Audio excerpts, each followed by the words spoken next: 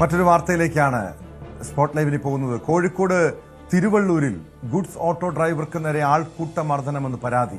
Goods autorickshaw ബൈക്കിൽ തട്ടിയെന്നാരോപിച്ചായിരുന്നു മർദ്ദനം. പേരാമ്പ്ര കൽപ്പത്തൂർ സ്വദേശി ഷബീറിനാണ് മർദ്ദനമേറ്റത്.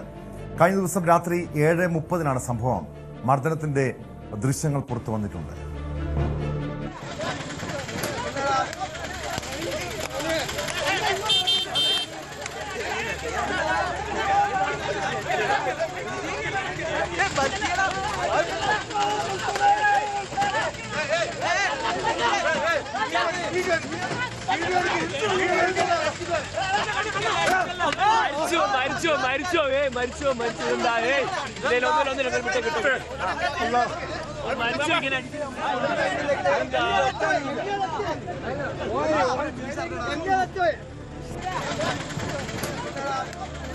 ഓട്ടോ ഡ്രൈവറുടെ ബന്ധുക്കൾ വടകര പോലീസിൽ പരാതി നൽകിയിട്ടുണ്ട്. വിവരങ്ങളുമായി കോഴിക്കോട് നിന്ന് MS അനീഷ് കുമാർ ചേരുന്നു. അനീഷ്, ഒരാളെ വലിയൊരു ആൾക്കൂട്ടം സംഘം ചേർന്ന് മർദ്ദിക്കുന്നുണ്ട്. യഥാർത്ഥത്തിൽ നമ്മൾ കഴിഞ്ഞ ദിവസങ്ങളിൽ കണ്ടതാണ് പാലക്കാട് ഉണ്ടായ സംഭവം. വാളയാറിൽ ഒരു ഇതര സംസ്ഥാന തൊഴിലാളിയെ ക്രൂരമായി മർദ്ദിച്ച് കൊലപ്പെടുത്തുന്ന സംഭവം. ഇവിടെയും സമാനമായ രീതിയിലുള്ളൊരു മർദ്ദനമാണ്. ആളുകൾ തന്നെ പറയുന്നുണ്ട്, ഇനി അടിക്കരുത്, അയാൾ മരിച്ചു പോകുമെന്ന് പറയുന്നുണ്ട്. അത്രയ്ക്കും ക്രൂരമായ രീതിയിലുള്ള മർദ്ദനമാണ്. പലപ്പോഴും നമുക്ക് കാണാൻ കഴിയും, ഈ പൊതുനിരത്തിൽ രണ്ട് വാഹനങ്ങൾ തമ്മിൽ അല്ലെങ്കിൽ ഓണടിച്ചതിൻ്റെ പേരിൽ അല്ലെങ്കിൽ ഓവർടേക്ക് ചെയ്തതിൻ്റെ പേരിലൊക്കെ നിസ്സാര തർക്കങ്ങൾ അത് വലിയ സംഘർഷത്തിലേക്ക് മാറുന്നു. ഇവിടെ ഈ തിരുവള്ളൂരിൽ എന്താണ് സംഭവിച്ചത്?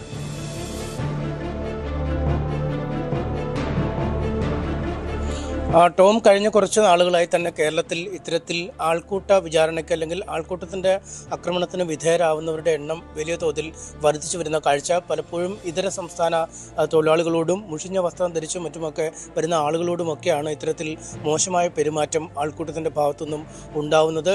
മോഷ്ടാക്കൾ എന്ന രീതിയിലും അല്ലെങ്കിൽ മറ്റ് ആക്രമിക്കാൻ എത്തുന്നവരെന്ന തെറ്റിദ്ധാരണയുടെ പുറത്തൊക്കെയാണ് ഈ ആൾക്കൂട്ട ആക്രമണം നടക്കുന്നത്. പക്ഷേ നമുക്കിവിടെ കാണാൻ കഴിയുന്നത് മലയാളിയായ അല്ലെങ്കിൽ പേരാമ്പ്ര സ്വദേശിയായ ഒരു യുവാവിനാണ് ഇത്തരത്തിൽ ക്രൂരമായ മർദ്ദനം ഏറ്റിരിക്കുന്നത്. അദ്ദേഹത്തിൻ്റെ വാഹനത്തിൽ, അതായത് ഗുഡ്സ് ഓട്ടോറിക്ഷയിൽ സഞ്ചരിക്കുന്നതിനിടെയാണ് ഇത്തരമൊരു സംഭവം ഉണ്ടായിരിക്കുന്നത്. തിങ്കളാഴ്ച രാത്രി 7:00 കൂടിയാണ് ഈ സംഭവ പരമ്പരകൾക്ക് തുടക്കമായത്. കോഴിക്കോട് തിരുവള്ളൂർ ഭാഗത്ത് വെച്ച് ഈ വഴിയിലൂടെ യാത്ര ചെയ്യുന്നതിനിടെ ഒരു ബൈക്കിൽ ഈ ഓട്ടോറിക്ഷ ഒന്ന് തട്ടുന്ന ഒരു സാഹചര്യമുണ്ടായി. വളരെ ചെറിയ രീതിയിലൊന്ന് തട്ടിപ്പോകുന്ന ഒരു സാഹചര്യമുണ്ടായി. അപ്പോൾ തന്നെ ഈ ബൈക്കിലുണ്ടായിരുന്ന ആളുകൾ ഇദ്ദേഹത്തോട് വളരെ മോശമായി പെരുമാറി. പക്ഷേ ഈ യുവാവ് പറഞ്ഞത് വാഹനത്തിനുള്ള തകരാറുകളുണ്ടെങ്കിൽ അത് പരിഹരിച്ചു തരാം എന്ന് പറഞ്ഞ് ഈ ബൈക്കിലുണ്ടായിരുന്ന ആളുകളോട് മാപ്പ് പറയുന്ന ഒരു സാഹചര്യം ഉണ്ടായി. ക്ഷമ പറഞ്ഞു, തൻ്റെ ഭാഗത്തുനിന്നും ഉണ്ടായ പിശകിൽ താൻ ക്ഷമ പറയുന്നു എന്ന് അടക്കമുള്ള കാര്യങ്ങൾ പറഞ്ഞു. എങ്കിൽ പോലും ഈ യുവാക്കൾ ഒട്ടും വിട്ടുകൊടുക്കാൻ തയ്യാറായില്ല. ആ യുവാക്കൾ ഈ ഓട്ടോ ഓടിച്ച ആളെ ആക്രമിക്കാൻ ശ്രമിച്ചു. തുടർന്ന് ഇദ്ദേഹം വാഹനത്തിന് ഉള്ളിലേക്ക് കയറി വാഹനത്തിൻ്റെ മുൻവശത്ത് ഡ്രൈവർ സീറ്റിൽ കയറിയിരുന്നു. അവിടെ നിന്നും പിന്നീട് വലിച്ചിറക്കി പുറത്തേക്ക് എടുക്കുകയും വാഹനത്തിന് മുകളിലേക്ക് കയറ്റി മർദ്ദിക്കുകയും ചെയ്യുന്നതാണ് ആ പുറത്തു വന്ന ദൃശ്യങ്ങളിൽ ഉള്ളത്.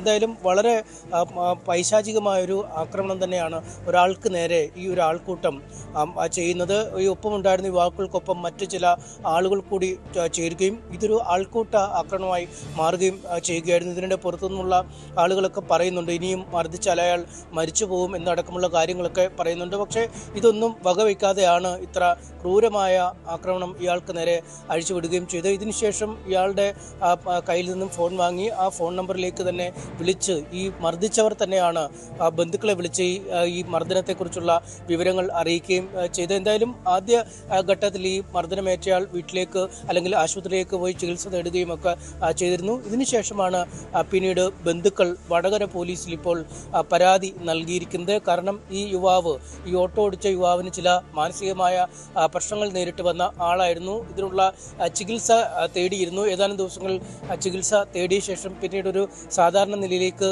മടങ്ങിയെത്തുകയും സാധാരണ ജീവിതത്തിലേക്ക് തിരികെ വരികയുമൊക്കെയായിരുന്നു. ഇതിനിടയിലാണ് വീണ്ടും ഇത്തരമൊരു സംഭവം ഉണ്ടായിരിക്കുന്നത്. എന്തായാലും അങ്ങേയറ്റം പ്രകോപനപരമായ ഇടപെടലാണ് ഈ ബൈക്ക് യാത്രികരും ഒപ്പം ആ ബൈക്ക് യാത്രികരോടൊപ്പം ഉണ്ടായിരുന്ന ആളുകളുടെ ഭാഗത്തു നിന്നും ഉണ്ടായത്. വീണ്ടും ആ യുവാവിൻ്റെ മാനസിക നില തകരാറിലാവുന്ന രീതിയിലേക്ക്, അല്ലെങ്കിൽ ഒരു സാധാരണ രീതിയിൽ നിന്നും വീണ്ടും ഒരു മോശം അവസ്ഥയിലേക്ക് പോകുന്ന സാഹചര്യം ഉണ്ടായി എന്നൊക്കെ വീട്ടുകാർ പരാതിയിൽ പറയുന്നുണ്ട്. എന്തായാലും പോലീസ് ഈ പരാതി നൽകിയിരിക്കുന്നു. ഇതിൻ്റെ അടിസ്ഥാനത്തിൽ ഇനി ദൃശ്യങ്ങളടക്കം പരിശോധിച്ച് കേസെടുത്ത് മറ്റ് നടപടികളിലേക്ക് അനീഷ് സൂചിപ്പിച്ചതുപോലെ ഒരു മാനസിക വൈകല്യം നേരിടുന്ന ഒരു വ്യക്തിയാണ് ഈ മർദ്ദനമേറ്റ ഓട്ടോ ഡ്രൈവർ എന്നാണ് മനസ്സിലാക്കുന്നത്.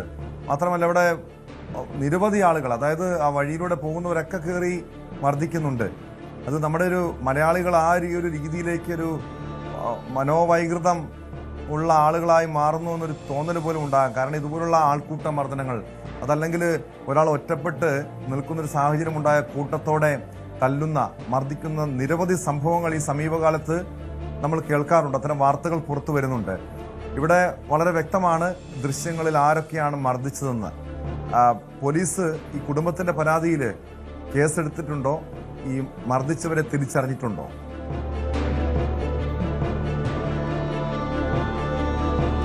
എന്തായാലും മർദ്ദിച്ചവരെ ആ ദൃശ്യങ്ങളുടെയൊക്കെ അടിസ്ഥാനത്തിൽ തിരിച്ചറിയാൻ എളുപ്പം കഴിയുമെന്നാണ് നമുക്ക് മനസ്സിലാക്കാൻ കഴിയുന്നത്. കേസിൻ്റെ നടപടിക്രമങ്ങളുമായി പോലീസ് മുന്നോട്ട് പോയിക്കൊണ്ടിരിക്കുകയാണ്. എന്തായാലും കൃത്യമായ ഒരു തെളിവ് ഇക്കാര്യത്തിൽ ഉണ്ട്. കാരണം ഈ ദൃശ്യങ്ങളിൽ തന്നെ ഉണ്ട് മർദ്ദിക്കുന്നതൊപ്പം വളരെ ക്രൂരമായ മർദ്ദനം നടത്തുന്നു എന്നതിൻ്റെ ഒരു തെളിവാണ് ഈ ആളുകൾ തന്നെ, അവിടെ തടിച്ചുകൂടിയിരുന്ന ആളുകളിൽ ചിലർ തന്നെ ഇനിയും അടിച്ചാൽ അയാൾ മരിച്ചു പോകും എന്ന രീതിയിലൊക്കെ പറയുകയും ചെയ്തിരിക്കുന്നു. എന്തായാലും അടുത്ത കാലത്തായി വലിയ അസഹിഷ്ണുത ഈ കാര്യത്തിൽ നമ്മുടെ നാട്ടിൽ ഈ ഉണ്ടായിരിക്കുന്നതെന്ന് തന്നെയാണ് ഏറ്റവും നമുക്ക് എടുത്തു പറയേണ്ട കാര്യം. കാരണം പാലക്കാട്ടെ ആൾക്കൂട്ട ആക്രമണം, ആദിവാസിയായ മധുവിനെ മോഷ്ടാവ് എന്ന് കരുതി കെട്ടിയിട്ട് അടിച്ചു കൊല്ലുന്ന ഒരു സാഹചര്യം നമ്മളുണ്ടായി. അന്നൊക്കെ വലിയ തോതിലുള്ള സമൂഹ മനസാക്ഷി ഈ സംഭവത്തിന് നേരെ ഉയരുകയും ഈ ആൾക്കൂട്ട ആക്രമണങ്ങൾ, അതായത് ചെറിയ രീതിയിൽ ഉണ്ടാവുന്ന ഒരു തർക്കങ്ങളിൽ പോലും കൂടുതൽ ആളുകൾ ഇടപെടുകയും ഒരു സമാധാനത്തിലേക്ക് കാര്യങ്ങൾ എത്തിക്കേണ്ടതിന് പകരം എത്തുന്ന ആൾ കൂടി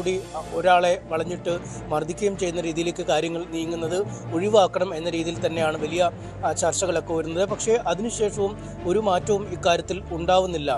പലപ്പോഴും തെറ്റിദ്ധാരണയുടെ പുറത്ത് ഉണ്ടാവുന്ന കാര്യങ്ങൾ, അല്ലെങ്കിൽ ഈ അല്പം മോശം വസ്ത്രം ധരിച്ച ആളുകളെക്കുറിച്ചുള്ള മുൻവിധി, അല്ലെങ്കിൽ മോഷ്ടാക്കളെന്ന വ്യാജേന, മോഷ്ടാക്കളെന്ന തെറ്റിദ്ധാരണയുടെ പുറത്ത് നടത്തുന്ന ആക്രമണങ്ങൾ. നമുക്കറിയാം, ഒരു പ്രദേശത്തൊരു മോഷ്ടാവിൻ്റെ ശല്യം ഏറി എന്ന ചിലപ്പോൾ വാട്സാപ്പ് ഗ്രൂപ്പുകളുടെയും മറ്റുമൊക്കെ പ്രചാരണം തുടങ്ങുമ്പോൾ മുതൽ തന്നെ പിന്നീട് ആളുകൾ സംഘടിച്ച് നടക്കുന്ന ഒരു സാഹചര്യം. ഒരുപക്ഷെ മോഷ്ടാവായ യഥാർത്ഥ ആളെ കിട്ടിയില്ലെങ്കിൽ പോലും അത്തരത്തിൽ ഭേദാദികളുള്ള, അല്ലെങ്കിൽ അതിൻ്റെ വേഷഭൂഷാദികളുള്ള ആളുകളെ കണ്ടെത്തിയാൽ അവരാണ് മോഷ്ടാവെന്ന മുൻവിധിയോടുകൂടി ആക്രമിക്കുക, അല്ലെങ്കിൽ നിയമ സംവിധാനങ്ങൾക്ക് വിട്ടു നൽകേണ്ടതിന് പകരം ആൾക്കൂട്ടം തന്നെ നിയമം കയ്യിലെടുക്കുന്ന ഒരവസ്ഥയിലേക്ക് കാര്യങ്ങൾ മാറുന്ന അവസ്ഥ കുറച്ച് നാളായി ഉണ്ട്. ഈ കഴിഞ്ഞ ദിവസം തന്നെ നമ്മൾ വാളയാർ അത് കാണുകയും ചെയ്തു. അങ്ങനെ സ്വന്തം ജീവിതോപാധിക്ക് വേണ്ടി ഒരു നാട്ടിലേക്ക് ജോലിക്കായി എത്തുന്ന ആളുകൾക്ക് ജീവിക്കാൻ പറ്റാത്തൊരിടമായി, അല്ലെങ്കിൽ ആൾക്കൂട്ട വിചാരണയ്ക്ക് മുമ്പിൽ വിധേയനായി നിന്നു കൊടുക്കേണ്ട അവസ്ഥയിലേക്ക് ആളുകൾ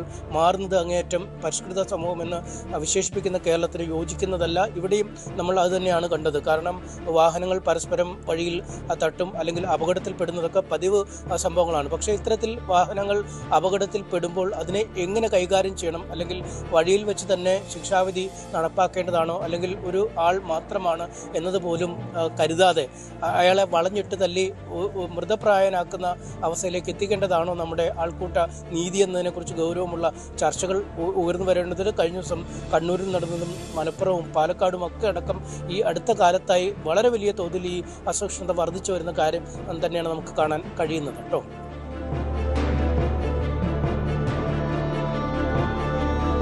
വ്യക്തമാണ്. കോഴിക്കോട് നിന്ന് MS അനീഷ് കുമാറാണ് വിവരങ്ങൾ.